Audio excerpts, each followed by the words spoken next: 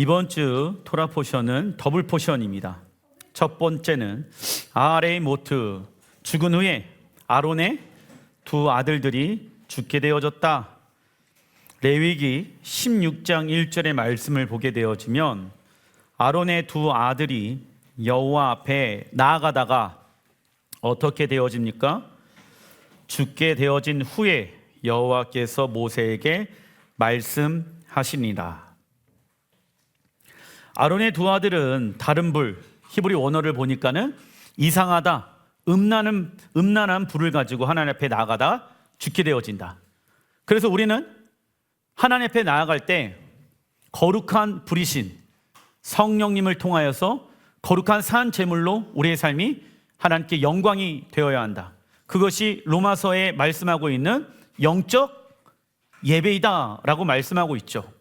그런데 우리는 간혹가다 다른 불로 하나님을 예배할 때가 있더라. 이상하고 세상의 것과 섞여 있는 불로 나의 의와 나의 어떠한 종교적인 노력함으로 하나님을 예배하게 되어질 때가 있더라. 하나님 앞에 나아가다의 히브리 원어를 보게 되어지면 카라브이며 그 뜻은 가까이 가다입니다. 아론의 두 아들은 하나님께 가까이 나아가다 죽게 되어졌다. 왜요? 이들에게 무엇이 없었습니까? 하나님을 향한 갈망함, 하나님을 향한 목마름. 여러분들, 예수야를 믿는 이들 가운데 하나님을 향한 배고픔, 목마름을 가지고 있어야 됩니다. 왜냐하면 배고픈 상태는 어떠한 상태를 의미합니까? 내가 지금 살아있구나. 내가 영으로 지금 살아있구나.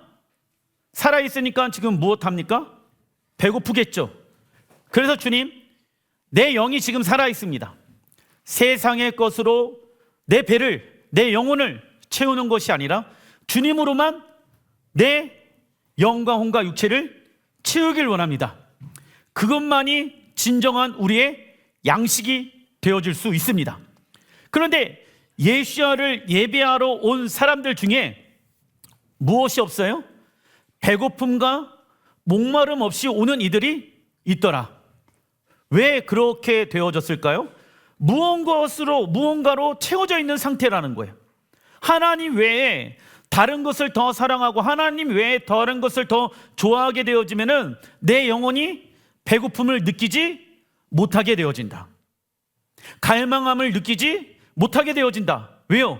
영적으로 지금 점점점 메말라 가고 있다라는 증거인 것이죠. 우리 또한 예수와의 보혈로 인해 하나님께 가까이 나아갈 수 있게 되어졌습니다. 그러나 우리는 예배 시간에 무엇을 해야 됩니까? 내가 죽고 주가 내 안에 왕으로 자정하셔야 합니다.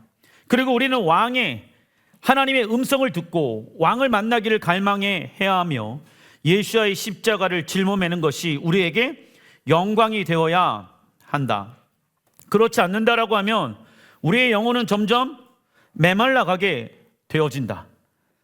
우리는 이번 달 레위기의 말씀을 묵상하고 있습니다. 레위기의 히브리 원어는 바이크라, 뜻은 읽어보겠습니다. 하나님은 우리를 영적 예배로 강력하게 부르시고 계신다.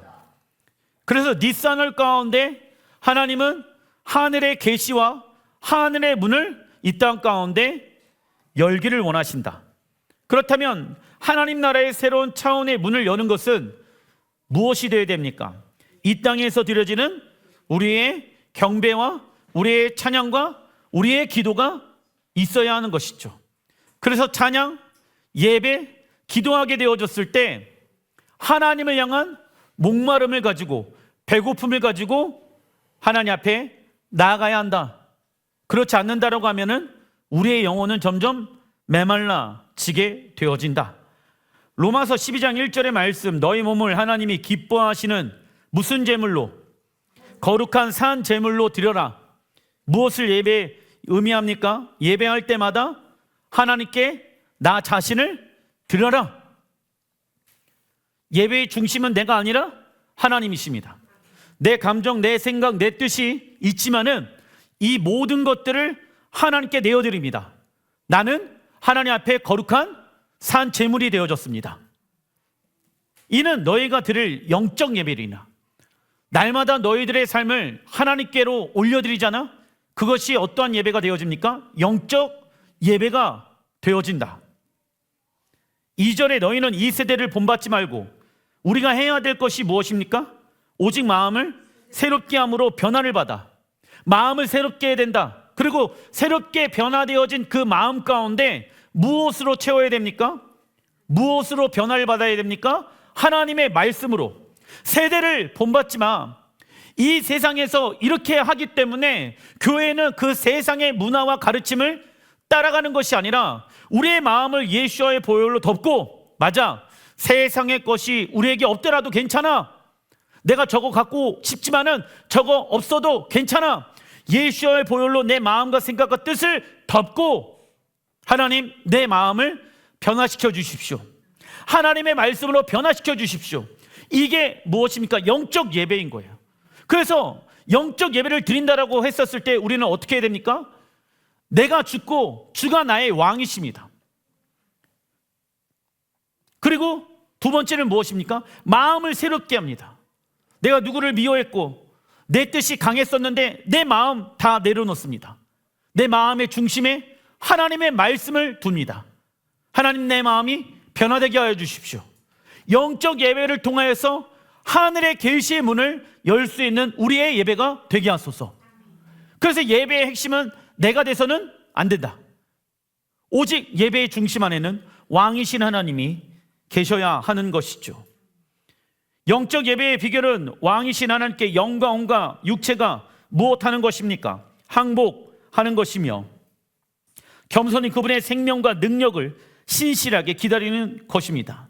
그리고 우리의 마음을 새롭게 함으로 변화를 받기 위해서는 먼저 무엇을 해야 됩니까? 자기 부인, 권리, 포기. 이는 육신의 종로로 사는 나를 예수와의 십자가에 죽인 자로 여기며 살아가고 하나님의 말씀으로 자신의 삶을 교정해 나가는 것을 말한다. 그래서 우리의 생명의 자리인 마음을 새롭게 하는 것은 누구의 목입니까? 우리의 목입니다. 예배자는 자신의 생각과 감정과 계획과 뜻과 어느 것 하나 마음대로 살아갈 수가 없다. 그리고 이번 주 토라 포션의 주된 내용은 대속죄일 규례입니다. 대속죄일은 이스라엘 백성들의 모든 죄와 성막의 부정함을 씻어내는 가장 중요한 날이죠. 하나님께서 이 날을 만드신 이유는 이스라엘 백성들과 함께 거하시기 위함이다. 하나님의 영광이 떠나지 않기 위해서는 가장 거룩한 날 그곳에 들어가서 하나님을 만나야 된다. 즉 우리의 거룩함과 우리의 정결함은 하나님과 함께하는 데 있어 필수 조건이다. 그래서 우리는 무언가를 선택하거나 중요한 결정을 내려야 할 때 우리의 영광과 육체가 먼저 거룩한 상태인가, 정결한 상태인가를 점검해 봐야 한다. 그렇지 아니하고 육체가 원하는 것을 선택하게 되어지잖아요. 그러면은 반드시 육체의 생각의 끝은 사망이에요. 좋은 것처럼 보이죠. 하지만은 그 끝은 생명이 없습니다. 그렇기 때문에 우리 예수야를 왕으로 모셔드리고 있는 사람들의 중심 가운데 무언가를 결정하게 되어졌을 때 먼저는 우리의 마음을 새롭게 변화해야 되는데 어떻게 변화시켜야 됩니까? 하나님, 내 삶이 거룩합니까? 구별되어진 삶을 살아가고 있습니까? 하나님, 내가 정결한 삶을 살아가고 있습니까? 세상 사람들에 의해서 영향을 받아서 내 생각과 뜻이 오염되어져 있는 것이 아니라 내가 정결한 상태 가운데 놓여져 있습니까를 먼저 하나님 앞에 점검해 봐야 한다. 돈을 많이 주기 때문에 직장을 옮기는 것이 아니에요. 우리 예수야를 믿는 사람들은요, 그 돈도 허락하시는 분이 하나님이십니다. 그렇기 때문에 우리의 먹고 자고 입고 하는 모든 것들은 우리의 능력 안에 있는 것이 아니라 하나님의 주권 안에 있습니다. 그래서 우리는 어느 때 하나님이 가난이라는 것을 허락하신다라고 하면은 그 가난 안에서 주님 안에서 만족하는 것을 배워야 합니다. 왜? 그 가난의 시간은 실패가 아니죠. 가난의 시간들을 통해서 내 심령이 더욱더 하나님 앞에 정렬되어질 수 있는 시간이 되어지기 때문입니다. 성공한 사람들의 특징이 뭔지 아십니까? 실패를 반드시 한다라는 거예요. 실패가 없다라고 하면 성공이 없는 것처럼 하나님 안에서 내가 이 길로 나아가게 되어지면 내 인생이 가난해질 수도 있겠으나 하나님 이것은 가난으로 끝나지 않습니다. 반드시 하나님이 주시는 축복이 있을지나 믿습니다. 그래서 그 가난 가운데 들어갈 수 있어야 됩니다. 그러기 위해서는 내 삶이 지금 정결한 상태인가, 내 삶이 지금 거룩한 상태인가를 먼저 점검하라. 육으로 봤었을 때는 다 좋아 보이는 것 같지만 내 육체의 선택이 그 끝은 무엇이다? 사망이다 라는 것을 여러분들이 아시길 바랍니다. 그래서 화평함과 거룩함을 따르라. 이것이 없이는 아무도 주를 보지 못한다라고 말씀하고 있죠.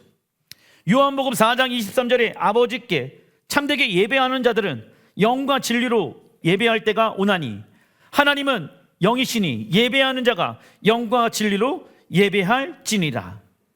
우리는 성령님을 통하여 하나님과 깊고 친밀한 관계 가운데 들어갈 수 있습니다. 그러나 우리는 영 안에만 머물러 있는 것이 아니라 우리의 육체가 어디 가운데 있어야 된다고 요한복음 4장에 말씀하고 있습니까? 우리는 영 안에만 머물러 있는 것이 아니라 우리의 육체가 진리 가운데 있어야 함을 성경은 가르치고 있다. 영적 예배, 영적 예배. 그래서 예배 때 뭔가 하나님을 경험하고 성령님을 인격적으로 경험하고 체험하는 거 너무 중요하다. 하지만은 우리의 육체를 하나님이 우리에게 주신 이유는 무엇입니까? 육체를 통하여 구별되어진 삶을 살아가라. 그게 영과 진리로 하나님을 예배하는 때가 온다라고 말씀하시는 거예요. 그런데 어떤 사람은 영으로는 하나님을 만나고 성령님을 인격적으로 경험했지만 육체로는 하나님과 분리되어진 삶을 살아가는 사람들이 있더라. 그것은 하나님이 받지 못하는 예배가 되어질 수도 있다. 영적 예배가 아니기 때문에. 그래서 진정한 영적 예배는 영과 혼과 육체가 분리될 수가 있다 없다. 이것은 하나입니다. 정말 내가 이 안에서 영적 예배를 하나님께 드렸다라고 하면은 우리는 세상 가운데 나가서 우리의 육체가 존재하는 이유가 무엇입니까? 우리의 육체는 나를 위해서 있는 것이 아니라 우리의 육체는 이제 하나님의 말씀에 순종하기 위해서, 할렐루야, 하나님의 음성을 따라가기 위해 우리의 육체가 존재하고 있는 것이다. 내가 원하는 것을 선택하기 위해, 내가 주인 되어진 삶을 살아가기 위해서 내 육체가 있는 것이 아니라 이 육체가 누구의 말씀에 순종하기 위해, 하나님의 말씀에 순종하기 위해 필요한 거예요. 할렐루야. 먹든지 마시든지 다 주의 영광을 위해 살아가라 말씀하는 것이 이 말씀인 것입니다. 예를 들면 이스라엘 백성들은 광야에서 무엇을 배웠을까요? 거룩한 시간을 지키며 거룩한 장소에서 예배하며 거룩한 음식을 먹으며 거룩한 백성으로 지켜야 할 법 배우면서 하나님의 거룩한 백성으로 살아가는 방법을 배운 것이다. 그래서 우리는 이 땅 광야에서 눈으로 보는 것과 입으로 먹는 것과 손으로 만지는 것과 귀로 듣는 것들이 우리의 정욕을 위해 사용되어지는 것이 아니라 하나님이 거하시는 거룩한 성전과 하나님을 예배하는 자로 만들어 가야 한다. 고린도전서 6장 11절에 우리 하나님의 성령 안에서 씻음과 거룩함과 의롭다 하심을 받았느니라. 12절 모든 것이 내게 가나 이 모든 것이 내게 허용되었으나 이 말입니다. 다 유익한 것이 아니요. 이게 무슨 얘기냐면 내가 예수를 통해서 자유가 회복되어졌어. 그래서 육체가 원하는 것을 선택할 수 있지만 그 선택이 나에게 있어서 다 유익한 것이 아니야. 지금 당장은 육체의 것을 선택하게 되어졌을 때 그것이 나에게 유익할 수 있을 거라고 생각하지만 그것은 다 유익한 것이 아니야. 모든 것이 내게 허용되었으나 내가 무엇에든지 얽매이지 아니하리라. 13절 읽어보겠습니다. 주는 몸을 위하여 계시리라. 그래서 하나님이 우리의 육체를 주신 이유는 무엇입니까? 우리가 육체를 통해 하나님의 말씀에 순종하는 거룩한 구별되어진 삶을 살아내기 위해 하나님이 우리에게 무엇을 주셨다? 육체를 주셨다고. 그래서 이 육체는 이생의 자락, 안목의 정욕을 위해서 있는 것이 아니라 우리의 육체는 누구를 위하여 있는 것이다? 주는 몸을 위하여 계시니라.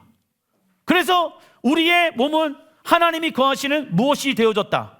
성전이 되어졌다라고 말씀하고 있잖아. 사도 바울은 육체가 원하는 대로 모든 것을 할 수 있었으나 그 선택이 자신에게 다 유익하지 않은 것을 알았다. 그래서 그는 예수와의 십자가 은혜로 회복되어진 자유의지를 자신의 육체를 위해 사용하지 아니하고 주를 위해 사용하기로 결정합니다. 왜냐하면 우리의 육체는 주님 다시 오실 때 부활하여 영원토록 주님과 함께 있을 것을 믿기 때문입니다. 사도 바울이 왜 이렇게 살아갔어요? 왜 육체를 주의 말씀에 순종하는 데 사용하게 되어집니까? 이 육체는 언젠가 죽게 되어지지만 주님 다시 오시게 되어졌을 때 무엇한다? 부활하게 되어져서 주님과 함께 동행하게 되어질 것이다. 주님과 함께 열방을 통치하고 다스리게 되어질 것이다. 무엇을 통해? 내 육체를 통하여. 두 번째 토라 포션의 이름은 케도시, 거룩하라입니다. 레위기 19장 2절의 말씀 읽어보겠습니다. 너는 이스라엘 자손의 온 회중에게 말하여 이르라.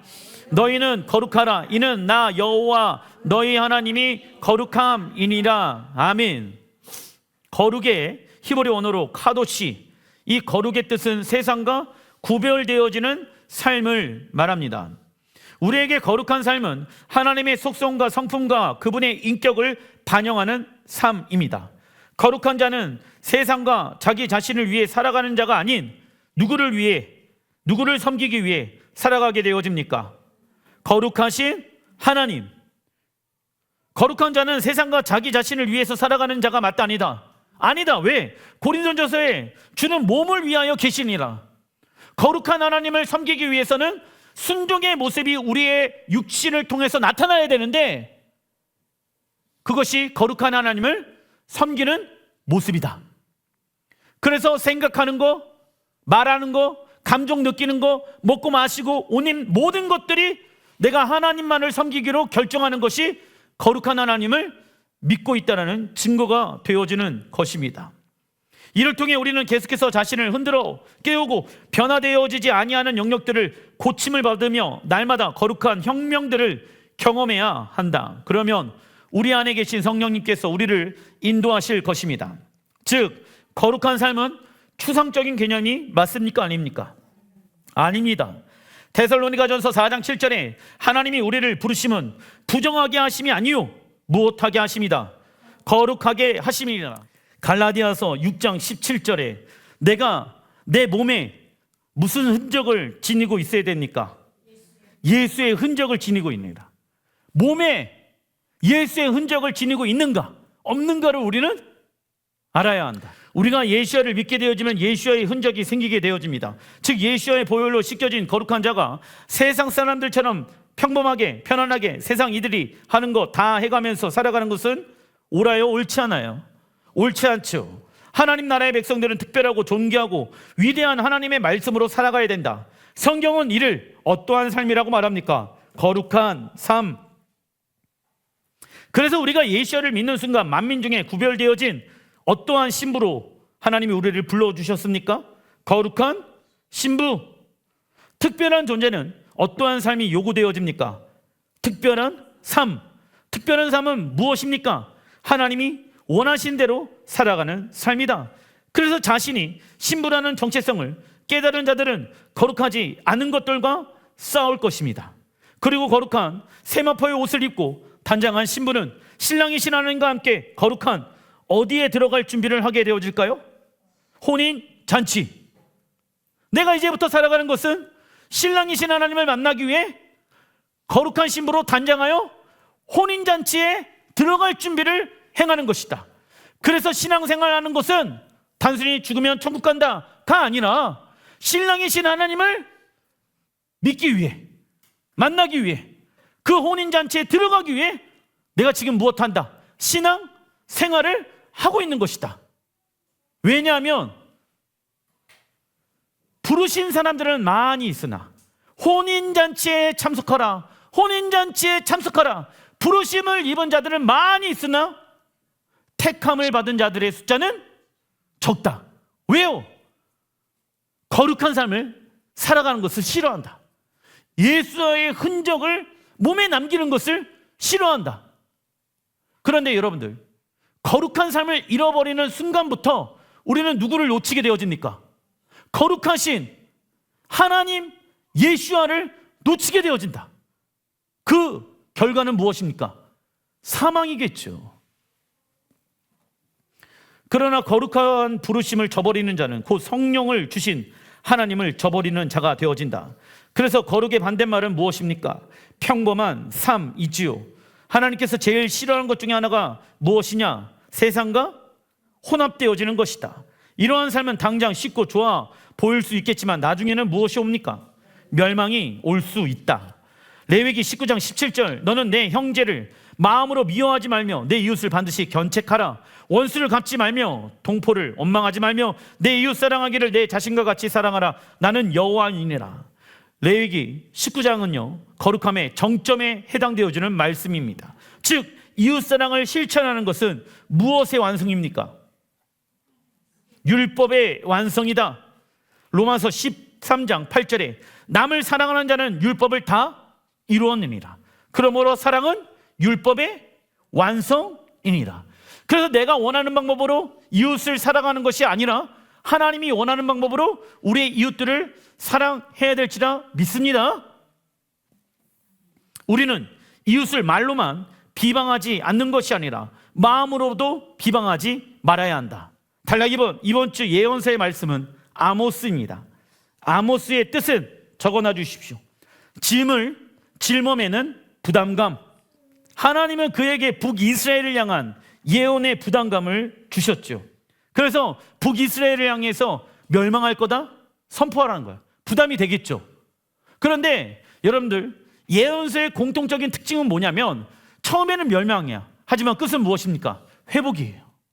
그런데 회개하지 않는다라고 하면은 회복이 따라올 수 없으니까 무엇되어진다? 멸망이 올 수밖에 없다라는 것을 얘기하고 있는 것입니다. 이처럼 하나님께서 우리에게 거룩한 부담감을 주실 때가 종종 있습니다. 이는 단순한 스트레스나 압박감과는 결이 다르다. 내가 하고 싶어 하는 일도 아니고 누군가가 강요해서 생기는 감정도 아니죠. 거룩한 부담감은 읽어보겠습니다. 성령의 감동에 의해 생기게 되어지며 하나님과 이웃을 사랑하는 마음으로 생기는 무게감입니다. 아멘. 이 내가 하는 게 맞아요? 아니에요? 아니야. 내 마음 가운데 그 감동을 계속 하나님이 주시는 거야. 어떤 사람이 봤을 때 야, 저 사람 대단하다 라고 하지만은 그 사람이 그렇게 행할 수 있는 이유는 하나님이 어떠한 마음을 주셨기 때문에, 거룩한 부담감을 주셨기 때문에 이 부담감을 우리는 가지고 있어야 한다. 육체가 편하기 위해 교회에 다니는 것이 맞다니다? 아니다. 고린도전서 9장 16절에 내가 복음을 전할지라도 자랑할 것이 없으면 내가 부득불 할림이니라. 만일 복음을 전하지 아니하면 내게 화가 있을 것이로다. 내가 복음을 전하지 않으면, 왜냐하면 거룩한 부담감으로 하나님이 이 부담감을 줬어. 복음을 전하라는. 그런데 이 복음을 전하지 않는다라고 하면 지금 어떤 일이 일어납니까? 내게 화가 있을 것이다. 복음 전파는 내게 있어서 생명과 같은 것이다라고 지금 사도 바울이 얘기하고 있는 거예요. 어떤 사람에게는 부담감으로만 끝나지만 이거는 영적인 부담감이야. 그래서 믿지 아니하는 사람을 만나게 되어졌을 때 어떻게 하면 그 사람에게 예수의 이름이 증거되어야 할 것인가? 이 영역이 무엇과 연결되어져 있다고요? 생명과 연결되어져 있다라고 성경은 말씀하고 있습니다. 사도 바울은 복음 전파를 부득불 할 일이라고 말하고 있다. 부득불은 어쩔 수 없이 억지로 하는 것이 아니라 무엇으로 하는 것입니까? 하나님의 강권적인 사랑에 사로잡혀 하지 않고는 배길 수 없는 상태를 의미한다. 그래서 하나님의 십자가 은혜를 경험한 사람은 그 사랑에 매여 사명의 자리로 나아가게 되어집니다. 이것이 거룩한 부담감의 본질이지요. 그리고 바울은 만일 자신이 복음을 전하지 않는다라고 하면 화가 있을 거에 대해서 말합니다. 이는 삶의 존재의 목적을 잃어버린 자의 고통을 의미한다. 물고기가 물을 떠나면 고통스럽듯 사명을 받은 자가 그 사명을 외면할 때 겪게 되는 영적 갈급함과 괴로움을 표현하고 있는 것이지요. 그래서 바울에게 복음 전파는 선택이 아니라 무엇 자체였습니까? 생명 그 자체였다라는 것이죠. 마태복음 11장 28절, 그래서 수고하고 무거운 짐진 자들아 다 내게로 오라, 내가 너희를 쉬게 하리라. 거룩한 부담감을 가지고 살아가지만 어느 때는 또 스트레스 받을 때가 있잖아. 그거 가지고 또 하나님 앞에 나아가서 내려놓는 거예요. 그리스도인에게 쉼이란 무엇을 말합니까? 읽어보겠습니다. 우리의 자아가 예수와의 십자가에 죽고 예수와의 부활에 연합할 때 경험되는 것입니다. 이때 우리의 환경과 재정과 관계의 문제는 해결되지 않을 수 있겠죠. 그러나 우리가 믿음으로 예수와의 죽음과 부활에 연합한 자로 여긴다라고 하면 하나님은 우리에게 무엇을 주십니까? 참된 안식, 샬롬을 주실 것입니다. 거룩한 부담감을 외면하는 것은 당장 편할지 모릅니다. 그러나 그것은 하나님이 예비하신 참된 복에서 멀어지는 길이다. 아모스서 5장 24절, 오직 정의를 물같이 공의를 마르지 않는 강같이 흐르게 할지어다. 북이스라엘 백성들은 하나님과 맺은 언약과 말씀을 버렸습니다. 그러나 그들은 단 한 번도 하나님을 버린 적이 없다라고 말하고 있죠. 하지만 그들의 선택은 하나님의 말씀보다는 무엇을 선택하게 되어집니까? 육체가 원하는 것을 선택하였으며 하나님도 섬기고 세상 신들도 섬기는 것을 선택하게 되어졌지요. 이때 아모스 선지자는 예수와께서 이 땅에 오셔서 진리로 세워지지 아니하는 모든 영역들을 무너뜨리시고 온 땅을 정의와 공의로 다스리게 될 것을 예언합니다. 그래서 이 땅에 완성되어진 하나님의 나라는 무엇으로 운영되어집니까? 진리, 토라에 의해 운영되어질 것이다. 왜냐? 아모스도 5장 24절에 오직 정의를 물같이 공의를 마르지 않는 강같이 흐르게 할지어다. 온 열방 가운데 그게 생수의 강물로 흘러가게 되어질 것이다 말씀합니다. 그 진리 안에 살아가는 자는 모든 것으로부터 자유케 되어지며 그 진리가 가장 좋은 길로 우리를 인도할 것을 믿게 되어지죠. 하지만 사탄은 무엇과 반대로 세상을 운영하고 있습니까? 하나님의 말씀과 반대로 세상을 운영하고 있다. 우리의 가정, 우리의 직장, 교회도 이렇게 되어질 가능성이 있지요. 그래서 아모스 선지자는 그들에게 하나님의 얼굴을 찾지도 않고 하나님의 언약의 길을 따라 걷지도 않으면서 우리의 삶은 계속 형통하고 잘 될 것이라는 영적 망상으로부터 회개를 선포하였습니다. 하지만 그들은 끝까지 회개하지 않았습니다. 그래서 하나님은 그들에게 무엇을 주시기로 결정합니까? 징계를 주시기로 결정한다. 히브리서 12장 6절에 읽어보겠습니다. 주께서 그 사랑하는 자를 징계하시고 그가 받아들이시는 아들마다 책찍질 하심이니라. 아멘. 하나님은 사랑하는 자에게 무엇을 주신다? 징계. 징계라고 하면 우리는 거부감을 느끼게 되어진다. 그러나 징계의 헬라어 원어는 파이데이아이며 적어놔 주십시오. 양육하다 뜻을 가지고 있습니다. 즉 하나님의 징계는 우리를 파멸시키려는 형벌이 아니라 우리를 온전하게 만드시려는 하나님의 사랑의 훈련이다. 그래서 하나님의 연단은 피하는 것이 아니에요. 어떤 사람은 연단이 오게 되어졌을 때, 어려움이 오게 되어졌을 때 세상의 방법으로 그것을 피하고 넘어가려고 하죠. 근데 연단은 피하는 것이 아니라 무엇하는 것입니까? 통과해야 하는 것이다. 연단은 불 가운데 던져지는 것을 말합니다. 그래서 하나님은 우리를 정금과 같이 거룩한 신부로 만들기 위해 우리를 더럽히고 있는 찌꺼기를 제거하는 과정을 통과하게 하십니다. 대표적인 연단은 이스라엘 백성들이 아수르와 바벨론과 로마에 끌려가게 만드신 것입니다. 연단은 불 가운데 던져지는 것을 말하는 것입니다. 그래서 이스라엘 백성들이 하나님의 연단을 통해 아수르와 바벨론과 로마에 끌려가게 되어졌죠. 스가랴 13장 8절의 말씀, 여호와가 말하노라. 이 온 땅 이스라엘 백성들을 말하고 있는 것입니다. 3분의 2는 멸망하고 3분의 1은 거기에 남으리라. 내가 그 3분의 1을 불 가운데 던져 은같이 연단하며 금같이 시험할 것이라. 그들이 내 이름을 부르느니 내가 들을 것이며. 이게 무슨 얘기입니까? 지금 약속의 땅에 살고 있는 이스라엘 백성들이 있죠? 지금 유대인들? 근데 3분의 1은 대환란의 시기 때 어떻게 되어진다? 죽게 되어질 것이다. 제가 기도하는 게 호다야 가족들이 이 3분의 2에 들게 하지 않게 하여 주십시오. 근데 3분의 1은 무엇을 받게 되어진다? 연단을 받게 되어질 것이다. 그리고 그들이 어떻게 되어집니까? 내 이름을 부르느니, 예수의 이름을 부르게 되어질 것이다. 내가 들을 것이며 나는 말하기를 이는 내 백성이라 할 것이요 그들은 말하기를 여호와는 내 하나님이시라 하리라. 아마겟돈 전쟁이 일어나게 되어지면 이스라엘 땅에 살고 있는 유대인들 3분의 1은 죽게 되어질 것이다. 그리고 3분의 1은 하나님 앞에 정광과 같이 연단받게 되어 결국 무엇을 외치게 되어집니까? 바루카바 베셴 아도나이를 부르며 예수야를 주로 영접하게 될 것입니다. 그런데 어떤 이는 마지막 때 열방 가운데 대부흥의 때가 올 것이라고 말합니다. 그러나 예수야께서 오시기 전에는 이 땅은 무슨 때가 되어집니까? 대부흥의 때가 아니라 대환란의 때가 되어질 것이다. 아모스서 9장 14절 하지만 이것으로 끝나는 것이 아니더 내가 내 백성 이스라엘이 사로잡힌 것을 돌이키리니 그들이 황폐한 성읍을 건축하여 거주하며 포도원들을 가꾸고 그 포도주를 마시며 가원들을 만들고 그 열매를 먹으리라. 내가 그들을 그들의 땅에 심으리니 그들이 내가 준 땅에서 다시 뽑히지 아니하리라.